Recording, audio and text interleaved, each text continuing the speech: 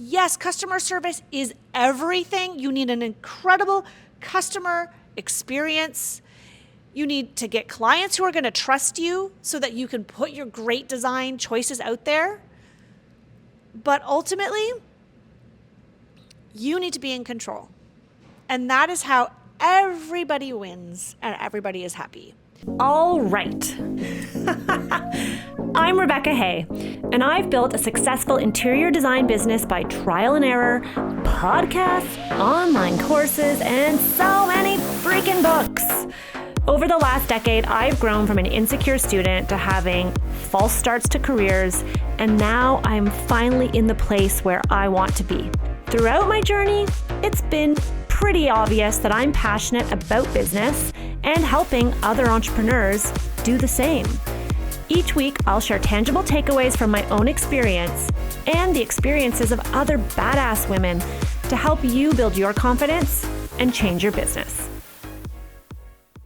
Hey, it's Rebecca, and you're listening to Resilient by Design. Welcome to a new year. It's 2025. Can you freaking believe it? It is time to kickstart. We're diving back into projects that were running before the year ended.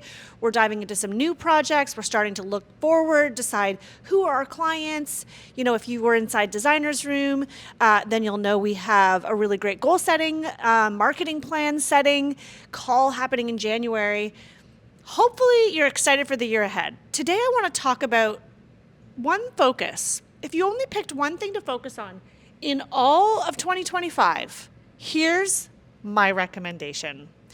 And before I share that recommendation, I just want to remind you that we are in a service-based business. And so you can do all the marketing, you can do all the pretty things to your website, you can pick all the pretty things, but if you don't have a stellar client experience, you will not succeed. You will not get raving fan clients. You will not get the clients that you want to work with. Your clients won't trust you. And so today I want to talk about the people-pleasing habits that we have. So here's what we're doing. Stop trying to people-please your clients. Stop trying to people-please your clients. Now you'll notice I didn't say please your clients. That's not what I'm talking about. I'm talking about people-pleasing, and you guys know what I'm talking about. I'm just sipping my tea here. We're in a new podcast setup, so if you guys aren't on YouTube, hop on over to YouTube and check it out and give me a thumbs up if you like it or whatever you do on YouTube. Because here we are. I'm just testing things out. I was tired of being in my dark office. Inside my studio here in Toronto, we have offices, and I have a great office, which is great to work in and, has a nice backdrop for Zoom calls, but I was feeling fatigued because the light was always on my face. It was a dark background, and I just wanted to be in more open space. So we're playing around with things this year. So for YouTube, things might shift and look a little bit different as we move through the year. Don't worry, everything on your audio, we're not on Audible. Podcasts will be the same. All right. So stop trying to people please your clients because it will lead to burnout by you. And actually it leads to unhappy clients. And this may sound counterintuitive because so many of us grew up hearing the client is always right? And I'm not disagreeing with that sort of slogan or saying, but what I think we need to be careful with is the client is always right in the sense of we want to make them happy, right? We want to get them the results that they signed up for, but you need to find a balance between toting the line, holding firm, sticking to your process, and giving in to your client's whims, desires, and asks and requests. And I can tell you from helping hundreds of designers now, over the last few years and having gone through this myself, this can be a really difficult habit to break. And so what I'm hoping to do today is kind of walk through what I mean, like why does people pleasing your clients lead to burnout? And then I'm going to show you what you can do about it, because I don't think it's worth it just to go blame and shame and make you feel bad about yourself. If this is you, don't sweat it. this was me too, and it can change. So let's first talk about, why does it lead to burnout? Why does people-pleasing clients lead to burnout? Well, people-pleasing in general means that you are doing actions, activities for the benefit and sole purpose of making someone else happy. Meaning that you're often not considering your own needs, or in this case, the needs of your business, your company, your team, in favor of just keeping the client happy at all costs. Here's the problem with that.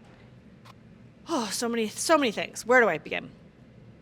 First of all, it will erode your client's trust in you. Let me explain. If you are at your client's beck and call and completely respond to every ask that they have, eventually they start to feel like they can take advantage of you. And I'm not saying that clients are bad. Clients are just humans. They're inherently good. But in any situation, if someone says, hey, do you think you could just, can I just come to the showroom with you? It's just something about fabric, like it kind of, and if you don't really want to do that, but you do it anyways, then you go with them to the showroom, fine. There's a whole can of worms there, if that's not something you do. And then the next time they might say, well, that was really helpful going to the showroom. I really valued that. Do you think we could go with you to the furniture store? Do you think we could go with you to this place? Can you come with us next week when we're going to such and such a place? And it can become a little bit, if you give an inch, they take a mile.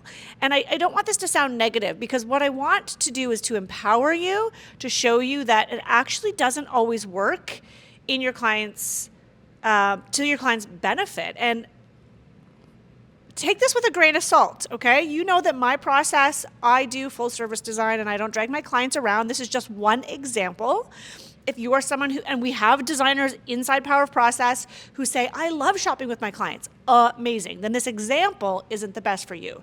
But maybe if you go shopping with your clients and they say, I don't know, maybe you don't share your discounts. And they say, well, can you, do you think you could share your discount just this one time? Like, it's such a big ticket item. I really want to have it. It would make such a difference.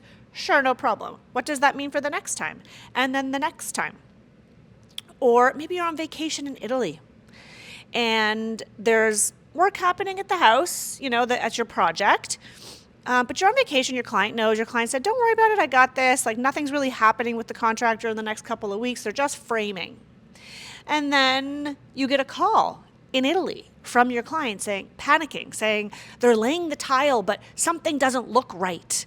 I don't know if it's the right grout, or I don't know if it's the right time. And so all of a sudden, you potentially could be in a FaceTime with a client trying to help them, stressing over it, answering everything, to then find out weeks later, they're now pointing fingers at you and blaming you because, when the tile was laid, it was laid wrong.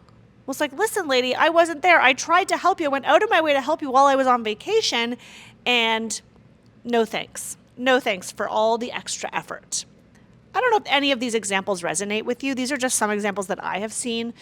And so the idea is that when you are people-pleasing your clients, you're doing what you think in the moment is just going to make them happy without thinking of the bigger picture, without following the way that you want to do things. And if I've learned anything in 10 years in business, it is this. You need to dictate how the show will run. When you show up for the client any day, any time of day, in any way, in any form, be it text, phone call, email, FaceTime, Zoom, whatever, when you are just available to your client because you think it's actually going to help, it shows them that you're not in charge. And the idea of being a professional in a service-based business is you need to have some parameters around how you work, because otherwise it will lead to burnout. And that's when you are just done, you're exhausted, you don't have the energy. Sometimes you might even consider throwing in the towel, thinking, is this industry even for me? Like, I'm exhausted, I can't keep my clients happy. And as a people pleaser at heart, I can tell you, I take things pretty personally. And I don't know about you, but if a client's not happy with me, all I can think is, wow, where did I screw up? What did I do wrong? How can I make this better? I just want them to like me. I don't really care if I'm going to lose money. I just want them to like me. I want them to be happy with me. I don't like it when people are disappointed in me. And I'm sharing this because I know so many women can relate. It takes therapy to work through this. I'm still working through this myself, but I can tell you that it's never worth it because it will lead to burnout. So let's get back to a focus and intention for 2025. 2025 is a new year. What can you do in your business to get ahead of this? To find a way to make your clients happy without people pleasing them to your own demise. And I want you to take some time to think about situations. And if you're already running a design firm, chances are you've been in situations where you recognize that maybe you went the extra mile and it wasn't appreciated. And again, these are good people. They just want what they want and they want to get it done. And if you aren't there to be the backbone to say, we're going to get it done. Here's why I don't, take clients to showrooms. But what I will do is I'm going to bring some samples from all the different colorways. We'll meet at my studio or I'll bring them to your house and let's look through it. Or you could make the one exception one time, but then the next time something comes up, you can say no. I find that once you veer outside of your process and you make an exception to people please a client, it's really hard to claw your way back from there. And it takes a little bit of ChatGPT strength to write that email. So let's try to avoid that, shall we? What do? What do you do when you feel like you're in a situation and you just want to say yes to a client even though you don't want to? And it's not that you're like lazy and you don't feel like helping your client, because let's face it, we all want to help our clients, but there's only so many hours in the day. What I recommend you do is you stick to your process. You stick to your contract. If you don't have a contract, this is your year to get one in place. You want to have a legal binding agreement, not because you're going to go to court, because it makes you look more professional. And inside that contract, it outlines how you work, your order of operations. It outlines every step in your process. You can explain, here's how we do the sourcing, here's when we're going to meet.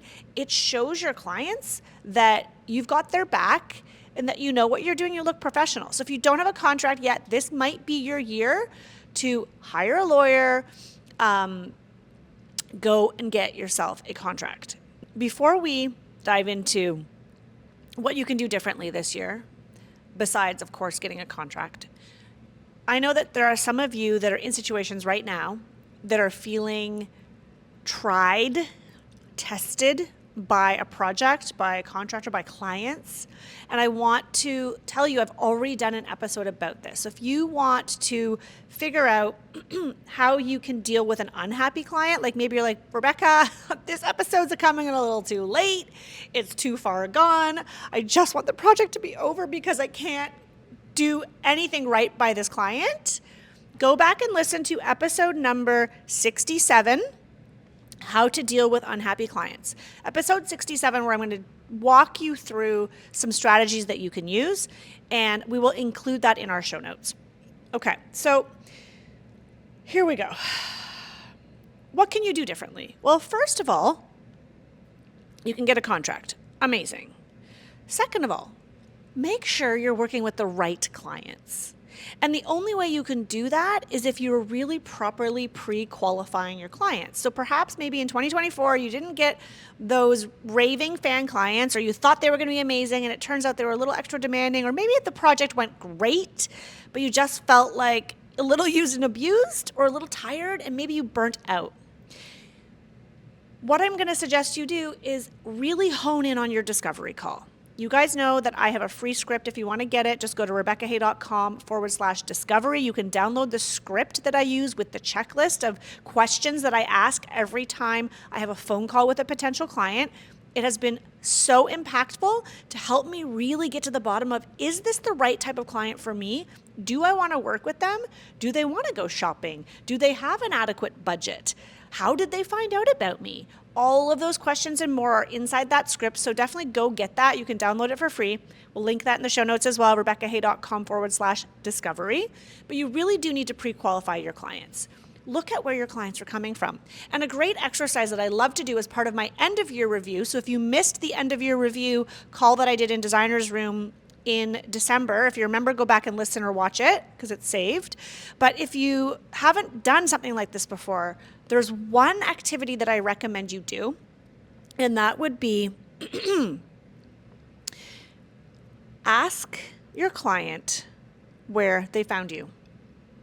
Yes, ask the new client, and that's one of the questions in my discovery call script, but ask your past clients. And if you don't know, go back and ask them. I used to be so nervous to ask clients how they heard of me, which is so silly. I don't know why. I just was like so timid and so shy and afraid. But it's so helpful because what I want you to do in this exercise, list all the clients you had last year, or maybe the past 2 years, depending on, you want to capture a good number of clients. So if you weren't super busy in 2024 and you don't have a ton of projects from that year, maybe go back a couple years. Just list out the name of the project or the client, however you track your projects. And then next to the name of that project, I want you to write down where they came from. Was it a friend from high school referred them to you? Was it a magazine that you were featured in? Was it Instagram? Was it your mom's friend? Like whatever it is, put it down in that second column. And then I want you to go back and circle your favorite clients of all time. Right? Just like circle or highlight. I love to use highlighters. I'm a big fan. If you guys have taken my programs, I love multicolored highlighters. Light me up. Highlight or circle the ones that were the best, that you loved working with. Forget about the money for a second. Which were the ones that you loved working with, that made your job feel easy, that went smoothly? Circle them. And then I want you to look at where they came from. So you've circled, let's say you have 10 projects and really only 3 of them lit you up. Where do those 3 come from? Who referred them? Chances are you are going to start to see a pattern of where your best clients are coming from. And that's going to inform your marketing this year. And this episode is not about marketing, but I just wanted to give you that quick little exercise. It can be really mind-blowing. When I did this exercise a few years ago, I looked back on my favorite projects, the ones where I actually had creative freedom, where I got to photograph it, it got in magazines. I'm like, where did these projects come from? And the clients were really trusting. They didn't have time to deal with it. They weren't in it. And I realized they were all coming from my friend from high school, Karina, if you're listening, which she's not. She's an optometrist. But she referred them. And so I realized, shoot, I got to take this woman out for dinner and thank her. Right? Let's hang out. Let's go for lunch every once in a while. For you, it might be the golf and country club, or it could be whatever it is for you. Pay attention to that because you want to start to pre-qualify your clients. You want to start getting in front of the right clients because once you get the right client into your funnel, they're less likely to push and you're less likely to need to people please. Seriously, there are just some clients who try to push.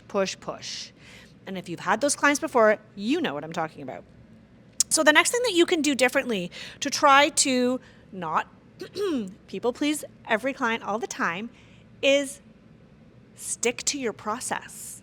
Many of you have taken power of process. You have a structure to how you run projects. I have my 7 steps. It's the Rebecca Hay way. That's how we do things. We do 1 to 7. And this is what it looks like. But if I have a process and I'm kind of loose about it, which I do see a lot of designers doing. They're like, oh, well, I created a process and I took your course. It was so great. But yeah, I don't really always use it. Well, guys, if you don't use it, you may as well lose it because I'm telling you, if you don't follow it, first of all, if you've presented it to a client, and they're like, oh, cool, she's so organized. She has this process. She's so professional, which, by the way, there is an episode of this podcast where I interview my very own clients, and they talk about the reason that they chose me. And I'm going to have the team link that episode in this in the show notes. So definitely go back and check the show notes if you're interested in hearing from my clients' mouths why they chose me and why my process was so powerful or such a powerful reason. But basically, they say that was one of the reasons. So if you are like me and you're like, this is really great, I'm going to have a process, I'm going to be really structured, I'm going to show my clients that I can lead them through a project from start to finish, but then once you start working with them, you don't follow it, You are eroding their trust. You are looking less professional. It looks like you're winging it, like you're flying by the seat of your pants. And there's a time and a place for that, but not when you're running a design project. And so what I think is important to take away from this is you need structure, you need a process, but you need to follow it. Because having it is not enough. You need to follow it. You need to ensure with every step of the way that when the client tries to push you past or outside of your process or tries to have you make an exception, and I've said this here many times before, every time we veer outside of our process, like me and my design firm, or we've made an exception for a client, I regret it. Every single time. There isn't one example, any one example of when I've decided to step outside and do things differently that I didn't end up paying for it.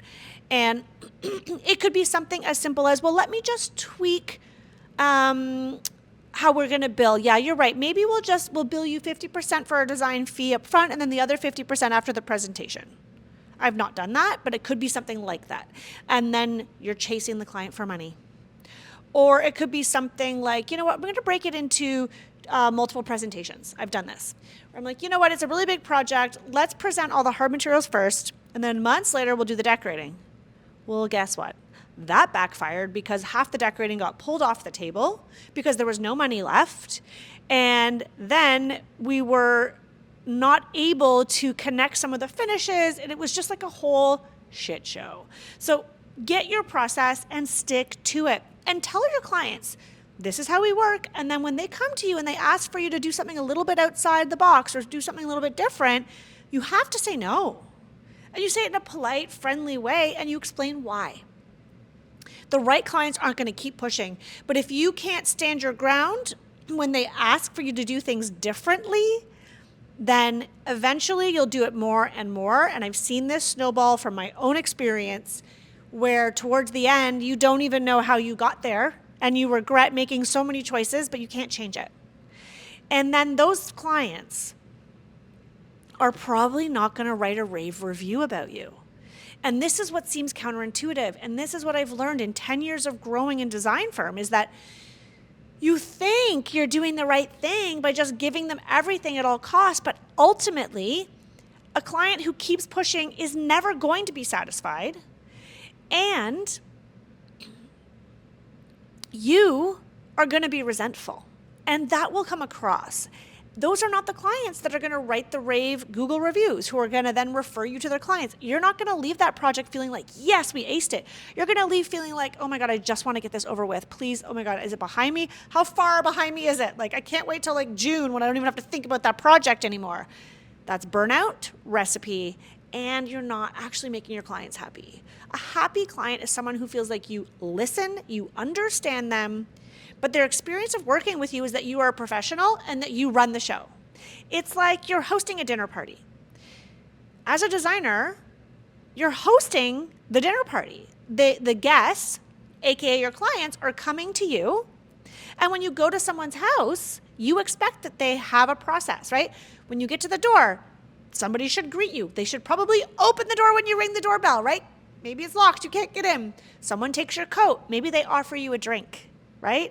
Maybe as the host, you determine what time dinner is going to be, what time the appetizers, is there going to be dessert? Are you going to have a dance party afterwards? Whatever it is, you need to control the parameters. You've decorated your space, right? You're playing the music. Maybe you got childcare for the night. You're hosting a party. And so when your guest comes to your house and says, oh, actually, I think I'm just going to order pizza because I don't like your food. First of all, that's never happened. But anyhow, this is just like a wild, crazy example. Well, wouldn't you be like, first of all, you'd want to say no, but you're not going to say no because you want to be nice. But then don't you start thinking like, why did I invite this person in the first place? How did I miss that? How did I miss the detail that they don't eat meat or they only eat pizza or whatever it might be? Well, you didn't pre-qualify them. You didn't know that guest very well, or you didn't tell them, hey, does anyone have any dietary restrictions? Here's what we're going to be having. It's a very simple comparison, but I hope it makes it clear to you. You want to bring the right people into your party so that you can give them the best experience. So when they leave, they're like, man, that was a good Friday night.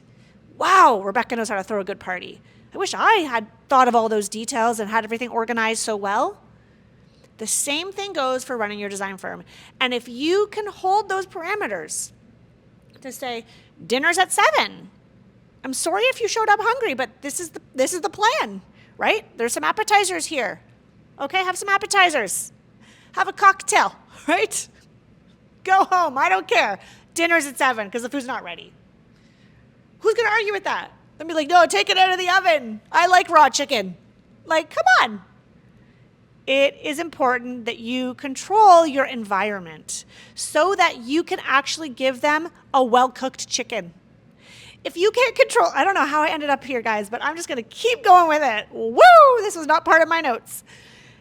If you can't control the environment where you are the one coming up with the creative designs, because let's face it, they've hired you for your creative brain, your know-how, maybe your team, maybe your ability to project manage, but all those things exist because you know how to do it when you have the right parameters, when you have the right tools at your disposal. If someone comes in and disrupts your cooking and they start talking to you because you've poorly planned the timing of your cooking of the meal and the guests are arriving and you haven't finished cooking, then the meal might be late. And you might feel like, oh, I'm being a better host by talking to them, but then they get grumpy because they're hungry and it's 8 o'clock and the food's still not ready. This is like my husband as the chef, by the way. Dinner's never before 9. This is not with children. I just want you to think of it that way because you actually are going to give them a better experience if you are organized and if you let them know this is how it's going to go. Obviously, you want their ideas, you want their input, and maybe you do like to shop with them, but do it on your terms.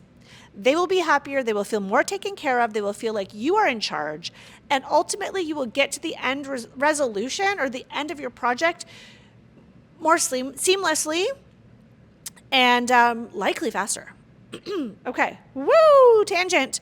I hope this episode at least gets you thinking about what can I do differently so that I don't just spend my year running circles around clients trying to make them happy at all costs. That is not how you grow a thriving design business. That is not how you grow a thriving any business.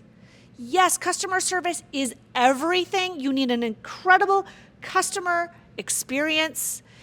You need to get clients who are going to trust you so that you can put your great design choices out there. But ultimately, you need to be in control. And that is how everybody wins and everybody is happy.